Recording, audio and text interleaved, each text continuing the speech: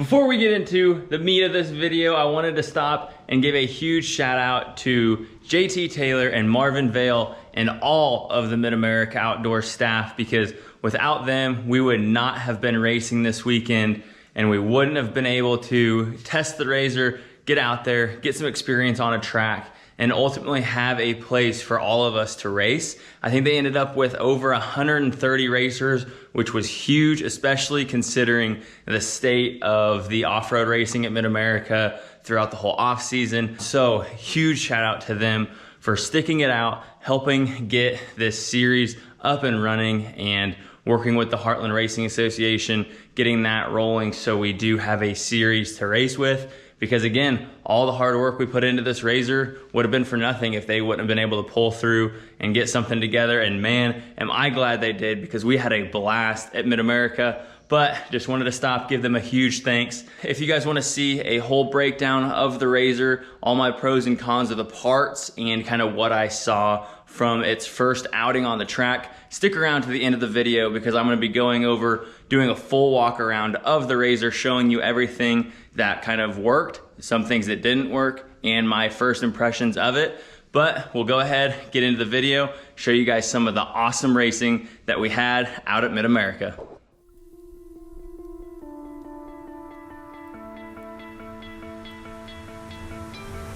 You stole my heart of gold after my silver soul. Can you dig any deeper now?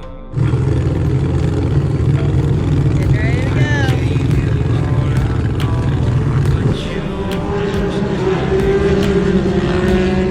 but I'm a little stronger now. You cashed in on my promises. You know I'm too generous. Now I've learned to live,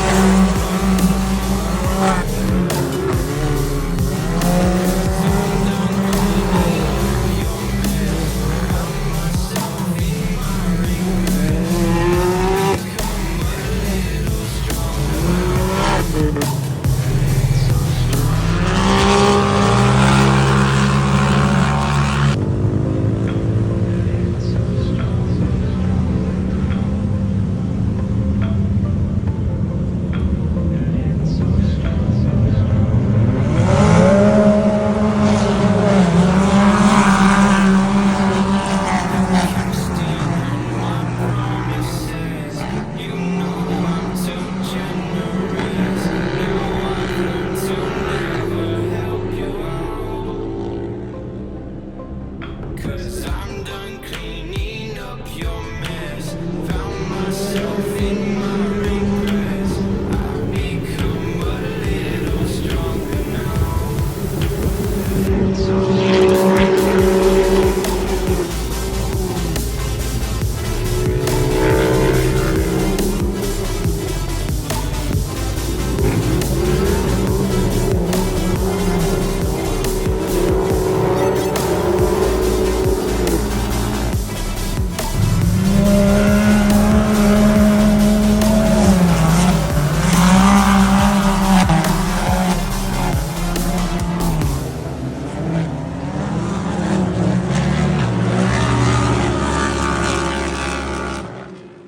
Started bright and early Saturday morning, and I was kind of middle of the pack, but the track was in very good condition at this point. It was wet, but still not dusty. So I got out there on the track, and we only got to do, I think they timed 3 laps, but total we got to race 4. And out of my laps that were timed, I improved over 5 seconds. So I think my first lap was like a minute 20, and then I had a minute 17, minute 15, and then I was kind of sitting at that minute 15 range, which I thought was pretty good. I made a lot of progress. I really had to get out on the track, get a feel for the Razor, see how it was gonna react, because the only time I have in the car is just driving it around the yard a little bit. So I had no clue how it was gonna act on the track. So I kind of spent 1 lap just getting a feel for it, figuring out how it was gonna hit the turns, kind of make sure the suspension was gonna work for the jumps. I had a lot of faith in the double E shocks, but I didn't know how it was gonna react. So I wanted to make sure that it was good to go. But we got out there, got qualifying done. We didn't qualify super high, so I knew we were gonna start late in the pack on our heat race later that day.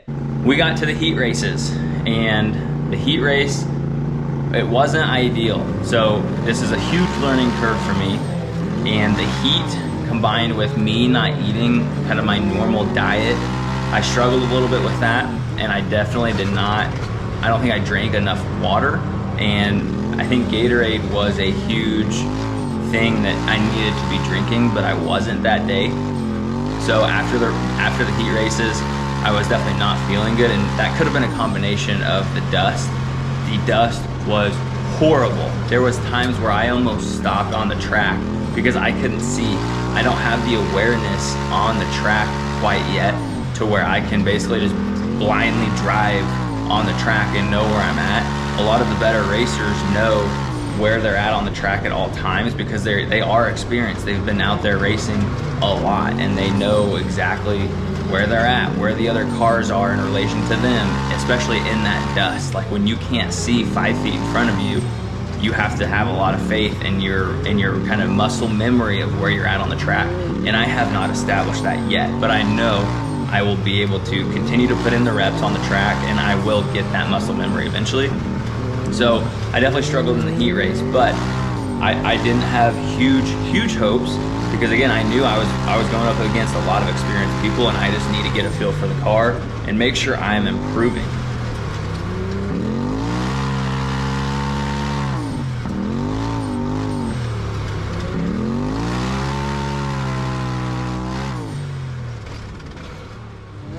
So then Sunday came along, and that was the main event. And throughout the whole day, I was making sure I was eating more. I drank some Gatorade right before the race, made sure I got a little bit of food in my stomach. And we actually got a lot of stormy weather Saturday night into Sunday morning, which it swamped the track, but we had a lot of people volunteer to take their trail rigs out on the track, and they kind of packed it in, aerated it, got it ready to go for racing. And we had a beautiful track on Sunday. It was absolutely amazing. And I started at the back of the pack on this one, as you can see in the video. And we tried to work our way up a little bit, but ultimately it ended up being a battle between me and the Can-Am right in front of me. There were so many different times where I think I could have got a nose on him, but again, my confidence isn't quite there yet, where I can go in there and kind of put a nose on him and help push him out of the way just a little bit, because I knew I was faster in sections of the track. My lap times were actually faster than his, but I couldn't commit to making that pass on him.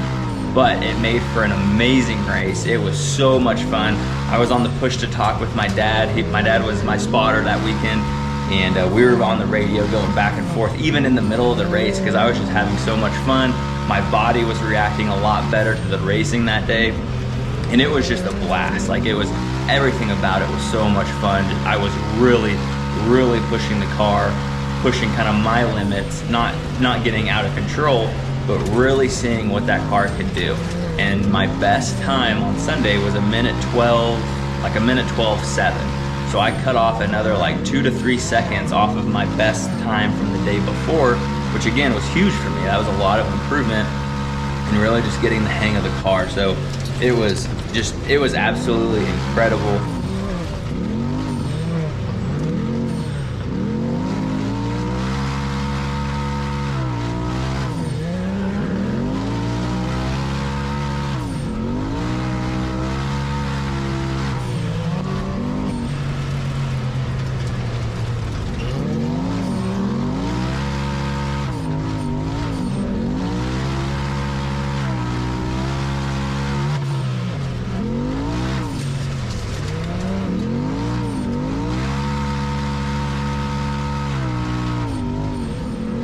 So here we were starting the last lap before the competition caution. So we were doing 7-lap heats. So this was lap 4 of 7, and then you do the comp caution, followed by 3 more laps. And at this point, I could definitely tell the RZR was starting to heat up a little bit. I think I was seeing temperatures around 200 degrees, but we were still pushing pretty hard because I wanted to see if maybe we could pass this Can-Am before that comp caution hit. But right here, you can really tell that he starts pulling away from me.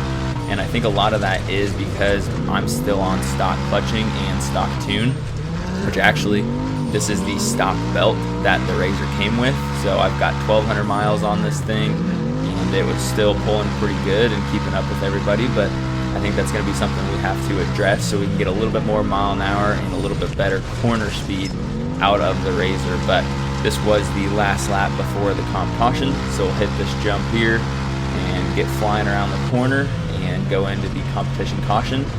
And we looked back at the data, and my temperature actually rose up to like 227, but then it cooled way back down during the caution, so that was good. Here we're starting the last 3 laps of the race. So we just hit that comp caution, everyone's stacked back up, and it was pretty good. The dust wasn't too bad at this point in the race, and it never really got super bad on this particular race, which was really good.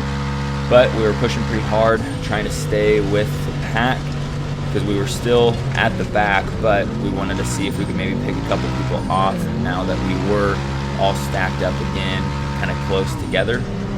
And at this point, I could also tell that one of the blue Can-Ams up in front of us was slowing down a little bit. I don't know if he was having some heat issues, but we were definitely kind of closer to them throughout this first lap here.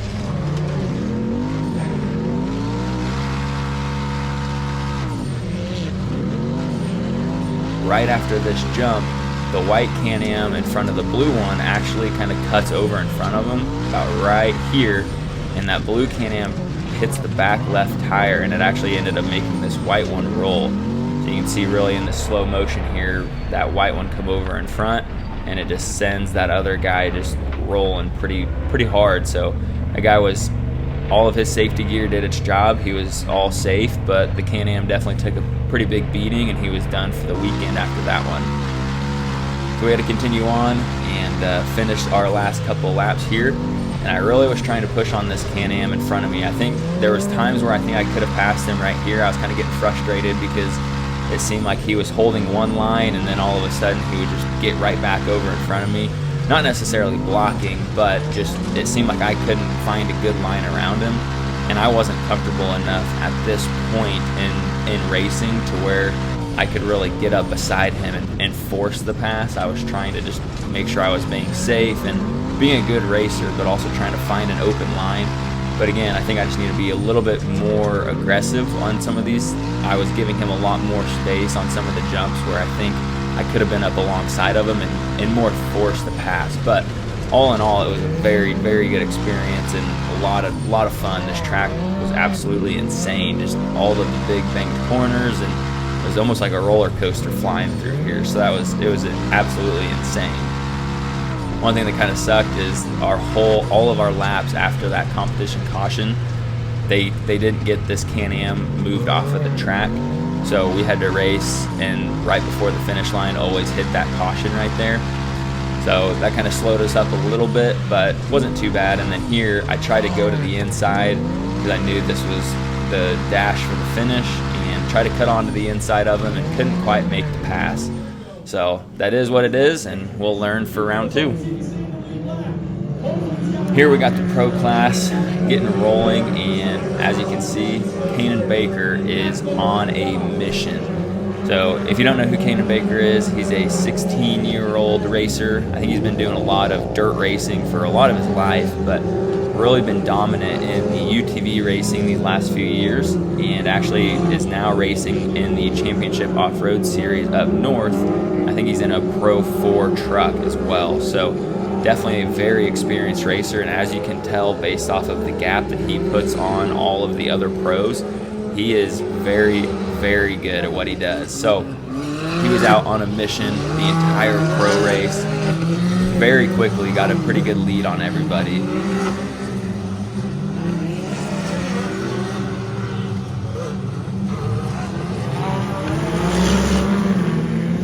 continued to build that lead, and then we got to the competition caution and everyone got stacked back up. And at this point, he had already gotten a rear left flat. So he was definitely kind of in a protective mode, trying to make sure he can still run a solid pace.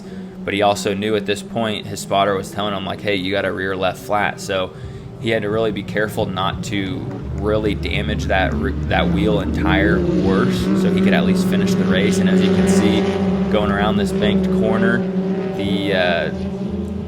that white PPEI car, Jacob Geisendorf, got the pass on Kanan Baker. And then Austin Dinger coming around that corner, also trying to get the pass on Kanan Baker, but he was able to hold him off. And they kind of go back and forth here a little bit, but going into this corner before this jump, Kanan's able to pinch off Austin and keep that second place. And then that's pretty much the story after that comp caution. Jacob is able to hold first place. He's going into the last lap, so Kanan's still in second place, knows that he's got to continue to fight, keep that rear tire from getting worse, but just try to get through one more lap. And about this time, this little Razor 170 comes rolling down the hill. No one knows where it came from. Could have been really bad, because as soon as all the pro cars got through, that's when that Razor comes in there. So if it would have happened 5 to 10 seconds sooner and one of those pros would have hit it, it definitely would not have been good. But luckily, it came in after everyone was already through, and they were able to get it cleared off the track, and no one ended up getting hurt, so that was good.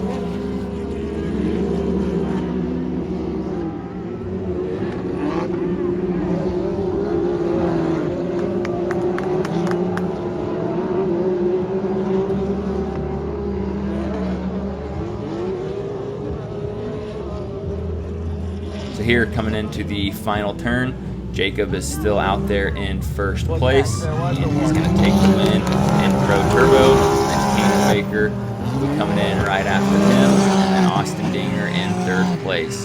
So that was a pretty awesome race. Cool to see those guys get out there and just watch them, how they tackle this track. And I hope you guys could kind of enjoy some of that little action there. It was tough because the GoPros were getting hit with some mud. So some of the shots got a little dirty, but you can get a gist of some of the elevation change out here at Mid-America, and I cannot wait for the next round. I think we've got 2, maybe 3 weeks before round 2.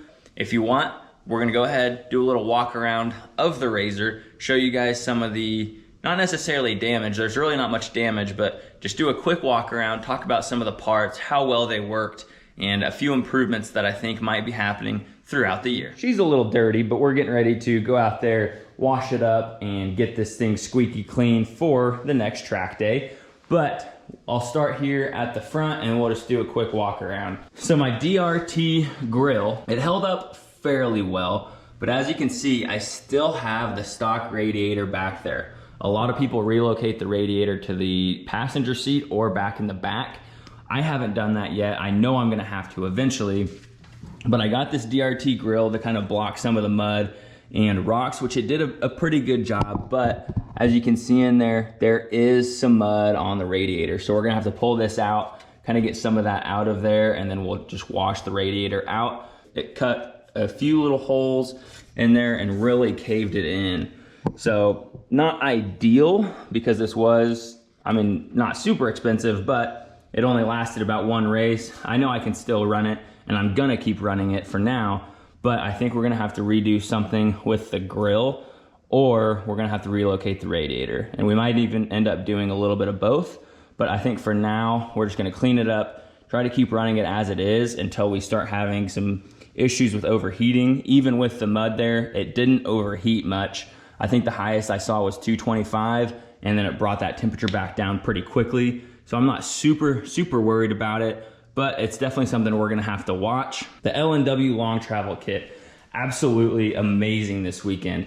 It flew great around the track. The jumps were good, the cornering was good. Everything about that long travel kit seemed to work very well. The only adjustment I had to make, my lower ball joint on my passenger side was a little bit loose after the heat races on Saturday. So we pulled the wheel and tire off, got to that lower Keller ball joint, got it adjusted, and we were ready to rock and roll on Sunday. The E Racing shocks performed absolutely amazing. I had no complaints at all. Obviously, this is still running the live valve shocks. I've still got the adjusters in here, and I started in sport mode, and it was a little soft. I think there was a little bit of, it didn't necessarily bottom out, but it felt like it blew through the shock a little bit quicker than it should have. So I bumped it up to firm and left it there the rest of the weekend, and it felt amazing. Some of those jumps, they call it the race line jump. It's right before the finish line, and you hit it. It's kind of a blind jump. You can't see the landing. You hit it and you're just floating through the air, and before you know it, you're already on the ground running for the next corner. You don't even feel the landing. This Pro XP flew amazing. I never felt uncomfortable in the air. It never felt like it was kicking the rear end up or the front end was coming up. It felt like it always flew really, really flat, which was awesome. The Valor off-road wheels obviously worked great. I didn't have any issues with them at all. The Hoosier bites, when they say bite, they absolutely bite on the track. They had so much grip, but you could still kick them out a little sideways and get some momentum going around your corners, which was good. Rugged radios, we had the system in here, so my push to talk is over there, and then we ran the cable up top, and then this would plug into my helmet so I could communicate with my dad. That worked pretty well. PRP harness, loved it. Definitely kept me contained in the seat. I never felt like I was coming up out of the seat, and it really helped me stay locked in. And then back here in the back, same thing, L&W long travel kit worked very well. On the E Racing shocks, I got the seal savers, which it wasn't super, super muddy, but they still did their job, kept some of the dirt and debris off of the shock shaft itself and kind of the seals in there. I did have the open air box. I'm gonna have to check that filter, see how dusty it got, mainly on Saturday. I knew there was quite a bit of dust. We'll get that, check, see if how dirty that is. And one thing about the clutch setup, which a lot of people probably aren't gonna believe, and maybe it was a little risky, but I was out there on bone stock clutching. The tune is pretty much bone stock. The only thing that's changed, we actually pulled some boost out of it to bring down the numbers just a hair, because Polaris actually had this thing running pretty hot. So we wanted to pull a little bit of boost, make sure we had that reliability for now, since I'm still on 91 pump gas. But we're still on stock clutching. That belt is actually the OEM belt that I had on this thing since 2021 when I bought it, and it has 1,200 miles on it. That's 1,200 miles of sand dunes running 32-inch paddles. We were out in Moab with it, Colorado, normal trail riding, all kinds of different things. And that clutch is still bone stock belt, and it ran the entire weekend with absolutely no issues. We do need to check the Power Vision, my little dyno jet. We're gonna run the numbers. I was actually pulling data all weekend, so I'm gonna have the guy that helped me out on the dyno, he's gonna run and look at the data, see how it's acting, because it very well could be revving out too soon and we're losing some mile an hour. I think the highest speed I saw was about 76, which is pretty good, but we might be able to crank that up just a little bit more. But again, I think it felt great. So I couldn't be more stoked on how this RZR performed. Obviously, I've got some work to do as far as confidence when I'm racing right next to people, but I know that'll come with just more experience and more time in the car itself. And then obviously the heat related issues, I'll just have to make sure I'm getting hydrated, make sure I'm eating plenty of food throughout the day. And yeah, again, we didn't place. I mean, the competition out there is super, super stacked, which I knew that was gonna be the case, but that's why I wanna race there. I think that's one of the best parks for racing in the country right now. And I knew it was gonna get me a lot of exposure to some of the talent that is out there. And it really was a good test to how well I'm gonna have to perform in order to get up there on the podium, which that is my goal sometime this year. I want a podium at least once at Mid-America. So that'll be my goal. I just gotta keep working on it, keep improving, keep working on the RZR, make sure it's all dialed in before every round, keep doing my homework. But that's gonna be it for now. Thank you guys for watching, and stay tuned for round 2 and all the other videos, because I'm gonna be cranking out more videos from Adrian. I've got some sponsorship videos coming. We got a lot of content ahead of us this year. So thank you guys so much for watching. Hit that like and subscribe button. Share us with your buddies, and hopefully we'll see you out at the track. And if not, we'll see you guys out on the trails. All right, peace.